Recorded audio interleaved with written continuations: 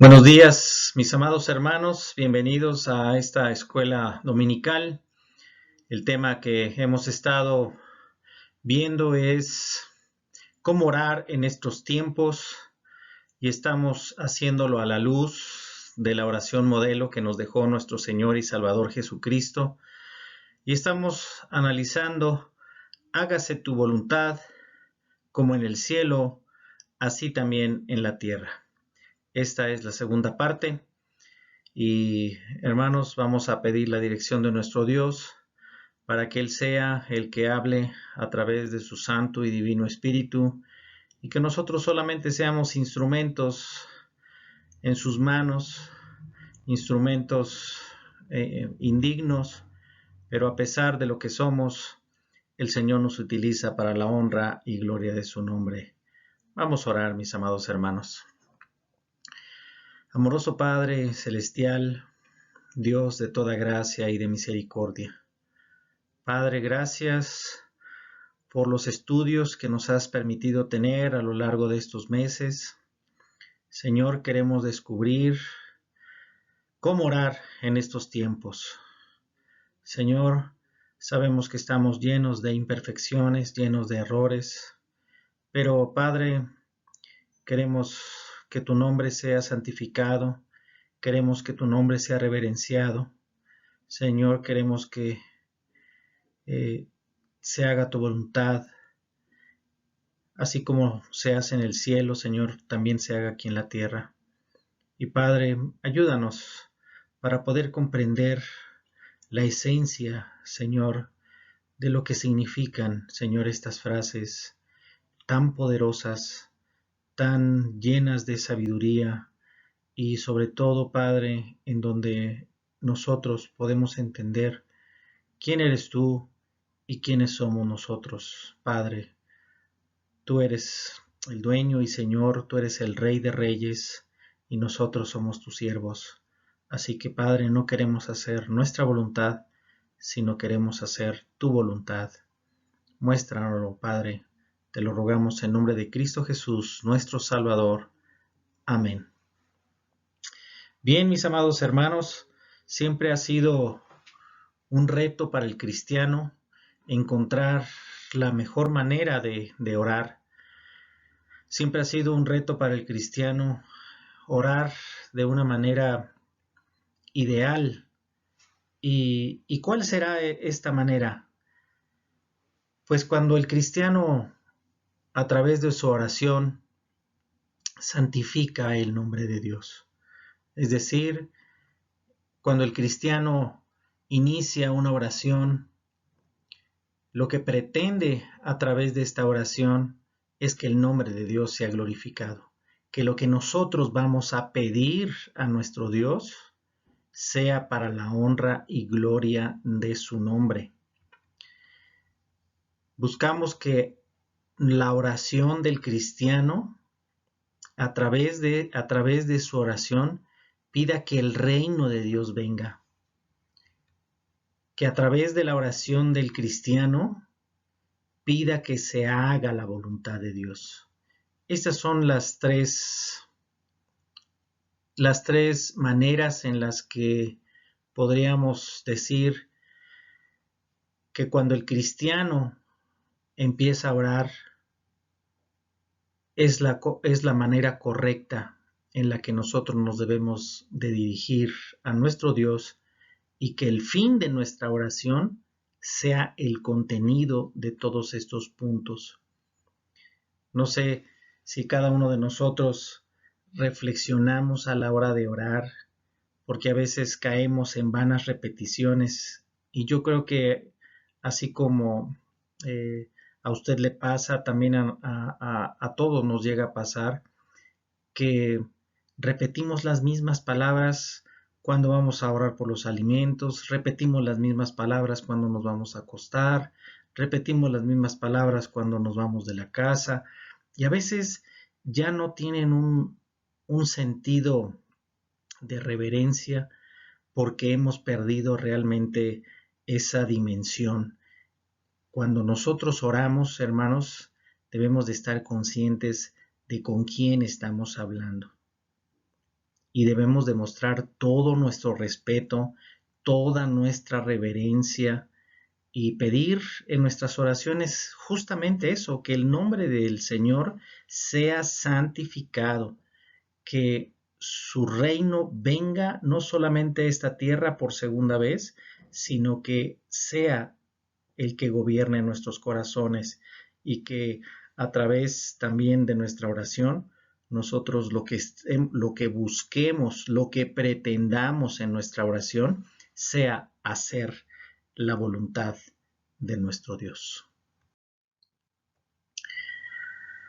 Ahora, ¿cómo podemos nosotros realmente evidenciar o dar fe de que una persona es un cristiano verdadero? Bueno, pues un cristiano verdadero es aquel que desea hacer la voluntad de Dios. Un cristiano verdadero es el que se deleita en cumplir la voluntad de Dios. Y un cristiano verdadero es aquel que busca que otros también hagan la voluntad de Dios. Hermano, esto es muy importante. Realmente en el corazón del hombre está hacer la voluntad de Dios. ¿O queremos llevar a cabo nuestros planes y nuestros proyectos? Porque nosotros somos muy dados a eso, a hacer planes a largo plazo, a corto plazo, a mediano plazo, pero estamos pensando en nuestro beneficio. Y le voy a poner un ejemplo.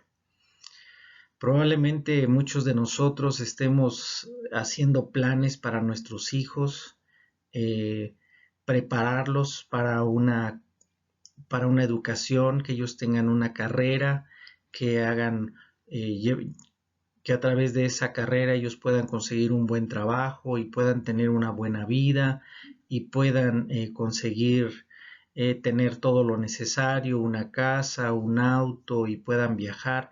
Y eso, hermanos, eso habla de que solamente estamos pensando en nosotros.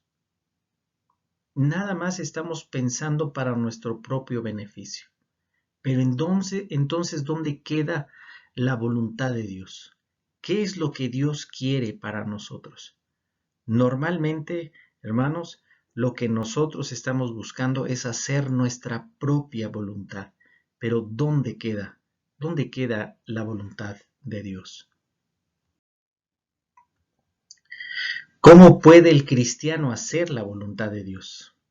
Ya lo hemos dicho con anterioridad, la voluntad de Dios está plasmada en su palabra. Si nosotros queremos conocer cuál es la voluntad de Dios, tenemos que leer la Biblia.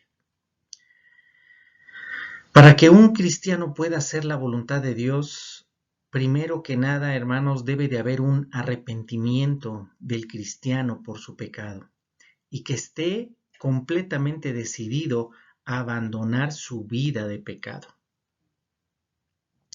Debe de tener fe para creer que Jesucristo es el autor de su salvación. Porque muchas veces nosotros creemos que hemos alcanzado la salvación por nuestros propios méritos y que el Señor nos ha dado la capacidad de hacerlo, de entenderlo. Hermano, nosotros no hicimos absolutamente nada.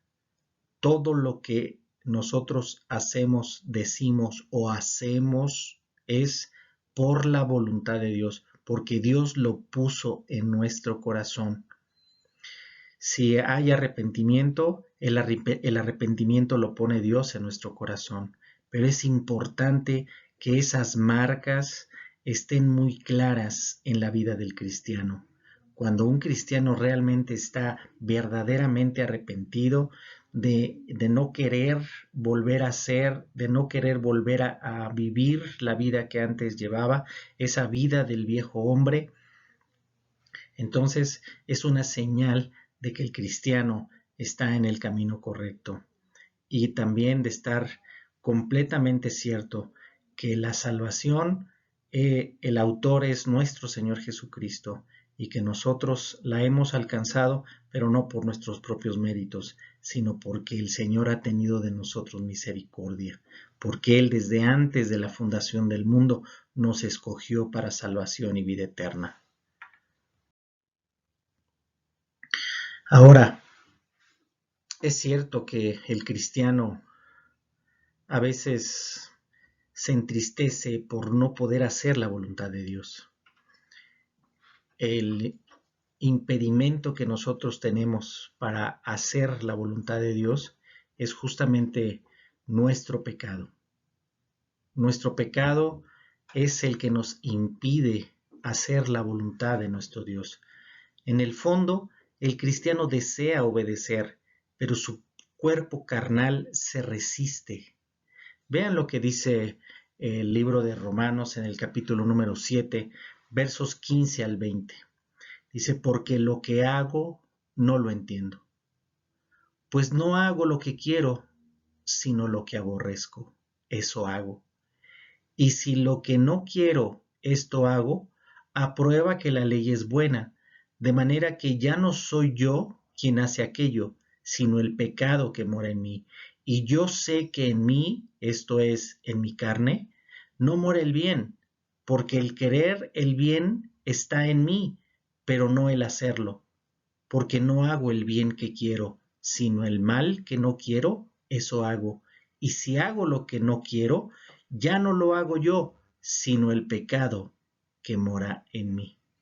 Hermano, es una lucha constante del cristiano.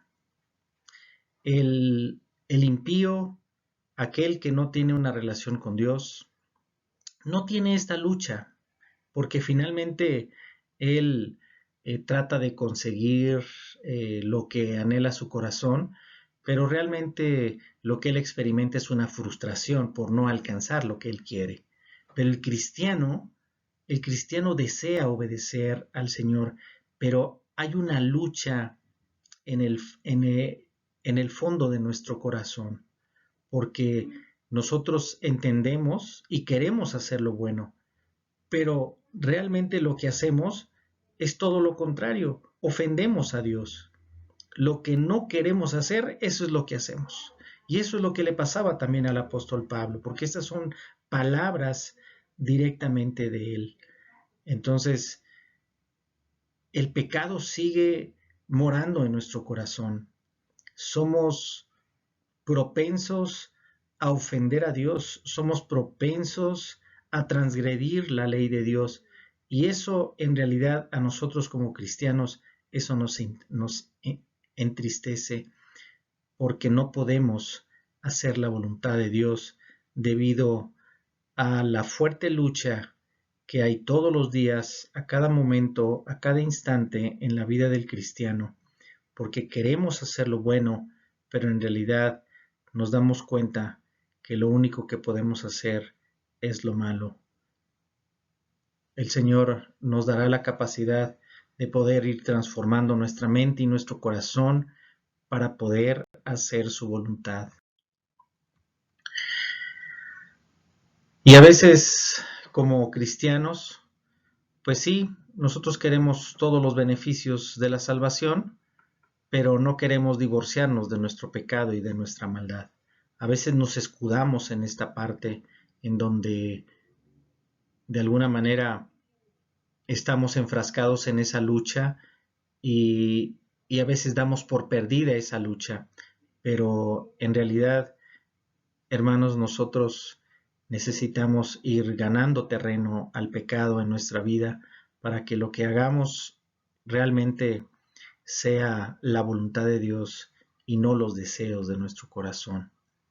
Porque en realidad nosotros nos resistimos a dejar el pecado porque produce placer en nosotros. Es un deleite para nosotros hacer el pecado, es una diversión, es es una manera de experimentar emociones que en realidad estamos nosotros no estamos dispuestos a dejarlo de hacer.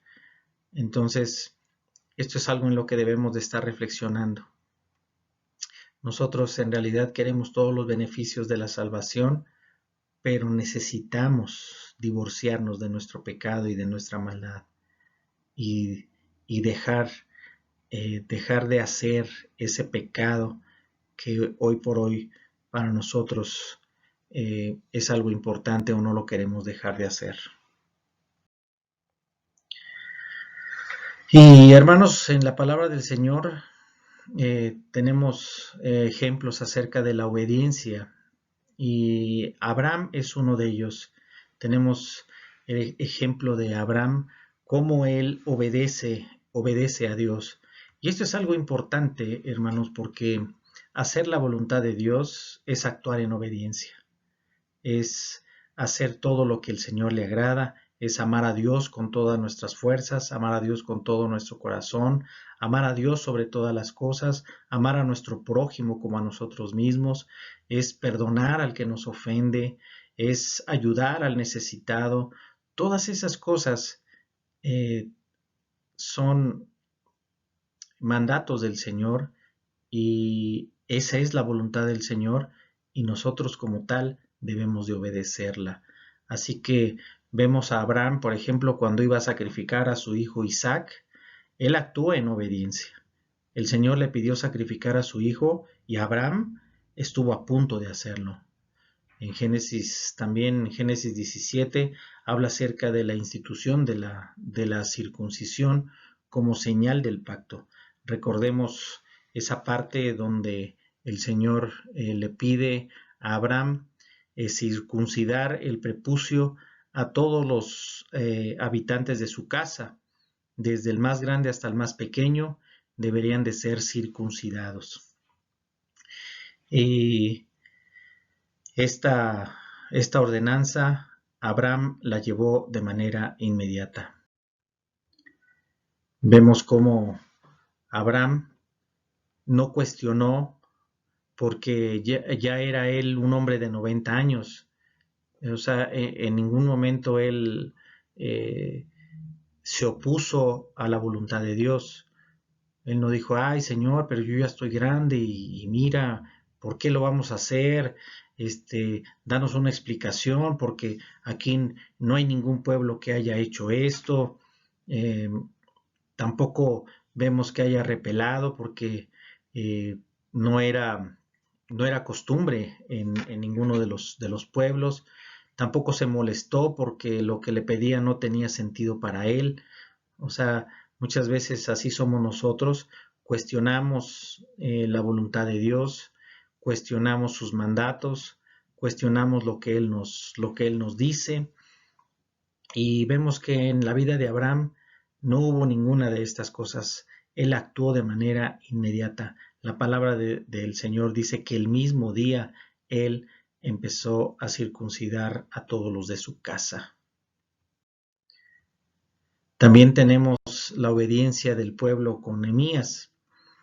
Dice la palabra del Señor en Nehemías 8, del 8 al 12, y leían en el libro de la ley de Dios claramente y ponían el sentido de modo que entendiesen la lectura, que es lo que nosotros estamos haciendo.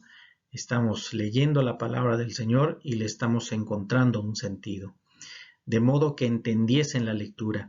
Y Nehemías el gobernador y el sacerdote Esdras, escriba, y los levitas, que hacían entender al pueblo, dijeron a todo el pueblo, Día santo es a Jehová nuestro Dios, no os entristezcáis ni lloréis, porque todo el pueblo lloraba oyendo las palabras de la ley.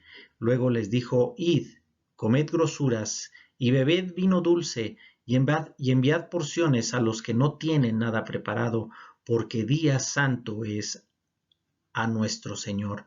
No os entristezcáis, porque el gozo de Jehová es vuestra fuerza. Los levitas, pues, hacían callar a todo el pueblo, diciendo, Callad, porque es día santo, y no os entristezcáis. Y todo el pueblo se fue a comer y a beber y a obsequiar porciones y a gozar de grande alegría, porque habían entendido las palabras que les habían enseñado. Hermanos, esta es una enseñanza muy grande.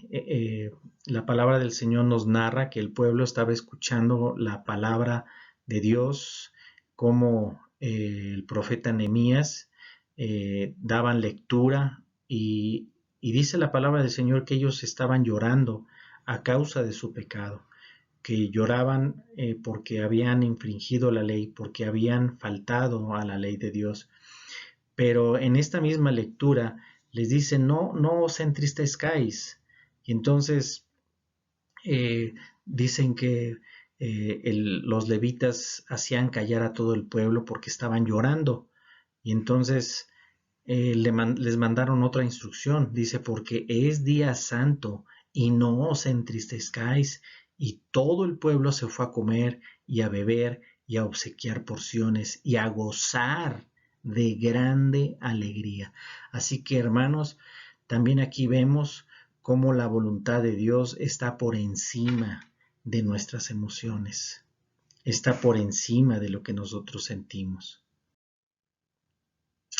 La voluntad de Dios está por encima de nuestras emociones. Dice el Salmo 100, cantad alegres a Dios, habitantes de toda la tierra. El Salmo 5:11 dice, pero alégrense todos los que en ti confían. Y el Salmo 13:5, mi corazón se alegrará porque me ha hecho bien. Así que, hermanos, la voluntad de Dios es que nosotros nos alegremos cuando al Señor sirvamos, cuando vayamos a su iglesia, cuando celebremos los cultos, cuando estemos reunidos como familia. Nosotros debemos demostrar siempre alegría porque la razón de nuestra alegría es nuestra propia salvación. A veces para muchos no les hace sentido cómo es posible que yo me pueda sentir contento cuando estoy atravesando aflicciones o estoy atravesando problemas, pues el mandato del Señor es que estemos alegres, porque el gozo no es en lo que sucede a nuestro alrededor. Nuestro gozo no depende de las circunstancias que nos rodean. Nuestro gozo está centrado en la salvación de la que hemos sido objeto cada uno de sus hijos. Hemos sido salvos, hemos sido rescatados de la condenación eterna y hemos sido llamados para vida eterna, para gozar de una salvación que solamente los hijos de Dios podemos disfrutar. Y eso, hermano, es motivo de alegría. Así que, hermanos, debemos de estar conscientes de cuán débiles somos. Es una batalla continua que se libra en el corazón del cristiano para hacer la voluntad de Dios. Y mientras tú sientas esa lucha en tu corazón, hermano, significa que hay vida en nosotros, que no estamos muertos, que el pecado no es el que domina en nuestra vida, sino que realmente es una lucha constante del cristiano por hacer la voluntad de Dios y no hacer nuestra propia voluntad. Pero hermanos, debemos de pedir día tras día, minuto tras minuto, que se haga la voluntad de Dios y no la de nosotros. Hermanos, esto es muy importante, estar conscientes de cuán débiles somos, porque no hacemos la voluntad, sino hacemos nuestra propia voluntad. Así que pidámosle al Señor todos los días, minuto tras minuto, que podamos hacer su voluntad y no la nuestra. Vamos a orar. Amoroso Padre Celestial, cuántas gracias te damos, Señor, por esta clase. Señor, sabemos que somos débiles, sabemos, Señor, que no queremos dejar de hacer todas aquellas cosas que nos producen satisfacción, que nos producen placer, Señor, pero, Padre, es un mandato, está escrito, y lo que nosotros debemos de hacer es cumplir tu voluntad, cumplir con lo que está escrito, Padre, y obedecer, Señor, porque todo eso es para nuestro bien. Ayúdanos a entenderlo. Padre, ayúdanos a vivir una vida en donde nosotros hagamos tu voluntad y no la de nosotros. Ayúdanos, Padre, a librar esta lucha constante que hay en nuestro corazón, Padre, por dejar de hacer todas aquellas cosas que a ti te ofenden. Ayúdanos, pues, Señor, no queremos hacer nuestra voluntad, queremos hacer la tuya. Te lo pedimos en nombre de Cristo, nuestro Señor y nuestro Salvador. Amén. Que el Señor les bendiga, mis amados hermanos. Nos vemos la próxima semana.